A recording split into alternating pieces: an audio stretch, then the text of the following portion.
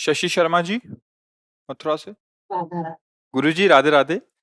गुरुजी, मैं धर्म कर्म करती हूँ या जो पुण्य दान या पूजा पाठ करती हूँ उसका फल क्या मेरे पति को भी मिलेगा या जो मेरे पति कर रहे हैं आप क्या उसका? चाहते हो, मिले कि ना मिले? आप बताओ। मिले है? मिले मिलना चाहिए। दाहिना हाथ हमारा अच्छा हो और बायां हाथ खराब हो तो नहीं अच्छा रहेगा। बायां हाथ अच्छा हो, दाहिना खराब हो तो अच्छा नहीं रहेगा। पति पत्नी मानो एक प्राण दो देह जैसा संबंध है ये। आजकल थोड़ा वासनाओं के कारण में मलिन हो रहा है संबंध। नहीं तो बहुत सुंदर गृहस्थ धर्म में अगर दोनों एक दूसरे के प्रति आत्मवत भावना, प्यार भावना करें तो गृहस्थी भी मंगलमय जीवन व्यतीत होते हुए भगवत प्राप्ति हो जाए। तो गाड़ी में दो पहिए हैं, एक पहिया टूट जाए और एक बहुत मजबूत है तो गाड़ी ना तो चल पाएगी और ना शोभा ही देगी। दोनों मिलकर के धर्म करें, दोनों मिलकर भगवत आराधना करें, दोनों की मिलकर भगवत आराधना करने से पूरा परिवार कल्याण में हो जाएगा। अब अगर पत्नी तप परायण है, भजन परायण है, भगवत परायण है और पति कुमार्गगामी, तो भी पति की रक्षा होती रहेगी उसके बल से। जैसे वृंदा सती है और जालंधर राक्षस स्वभाव का है, कोई बाल बांका नहीं कर सका, बड़े बड़े देवता हार गए क्योंकि वो सती पातिव्रत धर्म से युक्त। पर उसने प्रथम आराधना भगवान नारायण को पति प्राप्त करने के लिए की थी। तो नारद जी ने कहा था तुम्हारे पातिव्रत धर्म की परीक्षा होगी, फिर भगवान तुम्हें पति रूप में मिलेंगे। तो फिर भगवान वही पति रूप में उनको प्राप्त हुए, तब जालंधर मारा गया।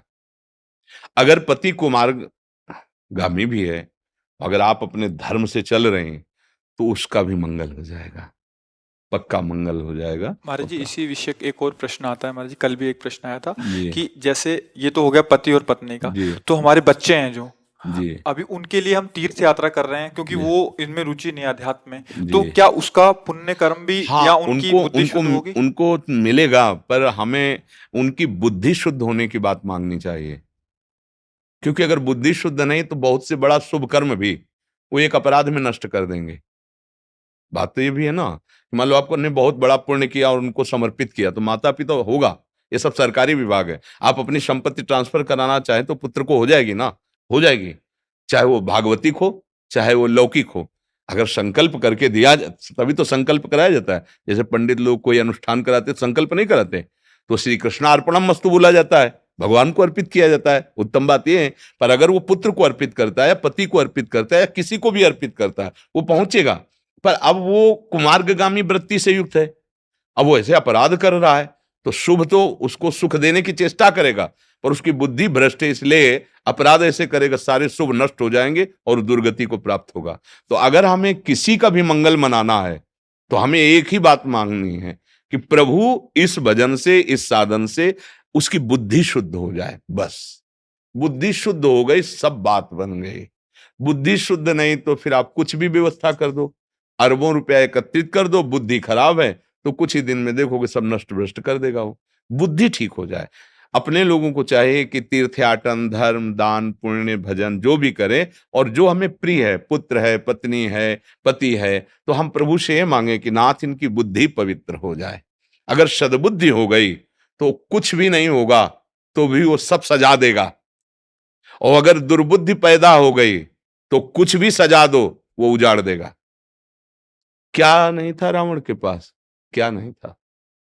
कौन सी त्रिभुवन की ऐसी सिद्धि थी जो रावण के पास नहीं थी? दुर्बुद्धि आ गई।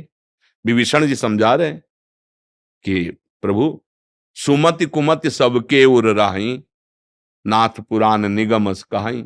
जहां सुमति तहां संपत्ति नाना और जहां कुमति तहां विपत्ति निदा। तौर कुमति बसी विपरीता। मैं देख रहा हूं कि आपके हृदय में कुमति बस गई, अब सर्वनाश हो जाएगा, मान जाओ, सुधार कर लो अपना। पर उसने तो फिर लात मार दिया। कुमति ने क्या किया? सर्वनाश कर दिया। जब बंदर पैर मारते थे ना रावण की खोपड़ी में, मंदोदरी जी वहीं थी, तब कहा राम विमुख असहाल तुम्हारा, रहा न को कुल रोवन निहारा। भगवान की विमुखता तुमने स्वीकार कर देख लो, आज कोई तुम्हारे ऊपर रोने वाला नहीं। और जब तुम ताल ठोकते थे भुजा में तो बड़े बड़े दिक्पाल भयभीत हो जाते थे, आज उसी खोपड़ी को बंदर पैरों से मार रहे हैं। ये हम किसी को कितना भी सुख सामग्री दे दें, यदि उसकी दुर्बुद्धि है तो सर्वनाश में ही पहुंचेगा। और अगर सुबुद्धि है तो नमक रोटी खा के भी एक दिन वो सब साम्राज्य एकत्रित कर लेगा। इसलिए चाहिए अपने प्रियजनों के लिए हम अपने साधन का, अपने भजन का यही भाव मांगे कि उसकी बुद्धि शुद्ध हो जाए। बुद्धि शुद्ध हो गई तो सब बात बन गई, बुद्धि शुद्ध हो जाए। महाराज जी, आपने अभी बोला कि संकल्प कर लें उनके लिए, संकल्प का विधान क्या, अंदर से सोचना या वहां अंदर से भाव ही कर लेना कि हे भगवान, मेरा पुत्र जो है, जो कुमार्गामी हो रहा है, नाथ आप इसकी बुद्धि शुद्ध कर दो, इसका मंगल करो। प्रभु आपकी ही माया से विवश होकर संसार में, हे गोविंद, हे करुणामय।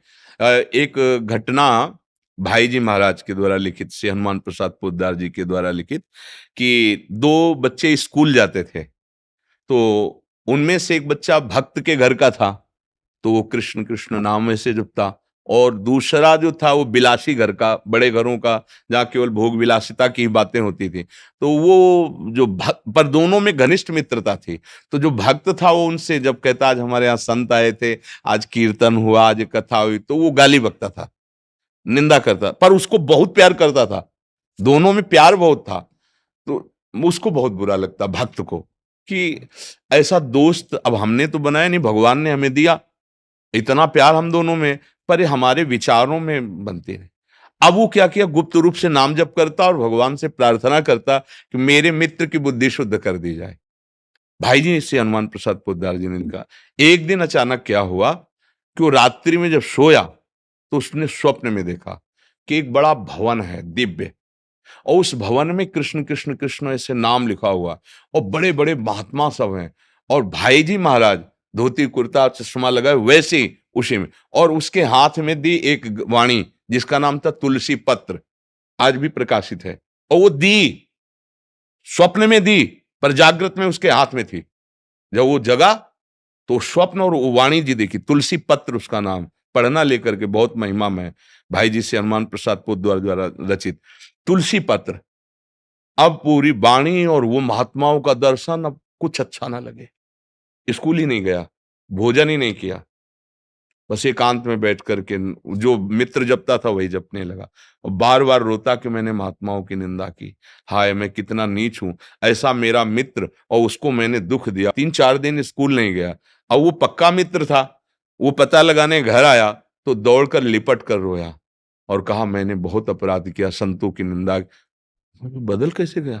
बोले अब बस कुछ अच्छा नहीं लग रहा, कृष्ण कृष्ण जो। कहा भाई तू तो नाम की निंदा करता था, संतों की। तो उसने पूरी बात बताई। तब भाई जी ने कहा एक मित्र ने थोड़ी देर का नाम उसको दिया और चाहा कि मेरा मित्र, तो देखो भगवान ने सुधारा और वो उनसे ज्यादा भजन करने वाला बन गया। तो मुझे लगता है कि अगर हम भाव रखें तो सुधार हो सकता है, किसी का भी सुधार हो सकता है। जैसे बहुत लोग ऐसे हैं जिनसे हम कभी नहीं मिले और वो सुधर के मिलते हैं आके, हम कभी नहीं मिले, लेकिन हमारा भाव है। जैसे आप सब आते हो ना, जैसे वो संत भगवान आए, उनसे भी प्रार्थना है कि हमारे देश के नवयुवक बिगड़ रहे हैं, वो गलत राह पे जा रहे हैं, भ्रष्टाचार बढ़ रहा है, आचरण में भ्रष्टता, आचरण गिर जाना उसे ही भ्रष्ट आचरण कहते हैं। अब खान पान गलत है, दृष्टि गलत है, विचार गलत है, दूसरा कोई ठीक नहीं कर सकता। संत जन जो भगवत मार्ग में, इनका संकल्प ठीक कर सकता है, इनके वचन ठीक करते हैं। अगर भाव से संकल्प कर सर्वे भवन्तु सुखिनः, वो बाण की तरह लगेगा जाके, भले वो एक गुफा में बैठा हुआ, उसका संकल्प, क्योंकि सत्संकल्प है ना।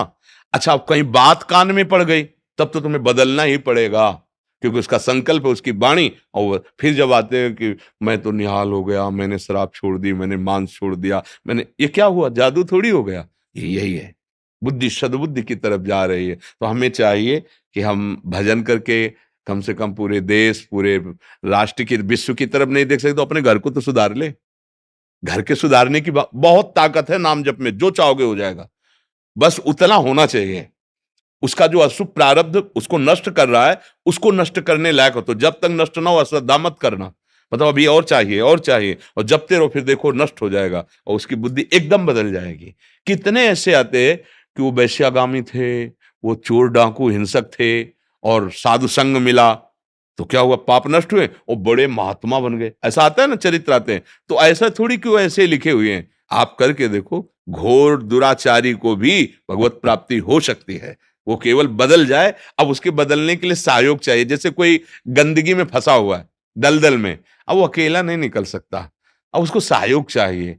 तो अब अपने लोग सहयोग दें। माया दलदल में, कुमार्ग में फंसा हुआ है, वचन का सहयोग, भजन का सहयोग, सत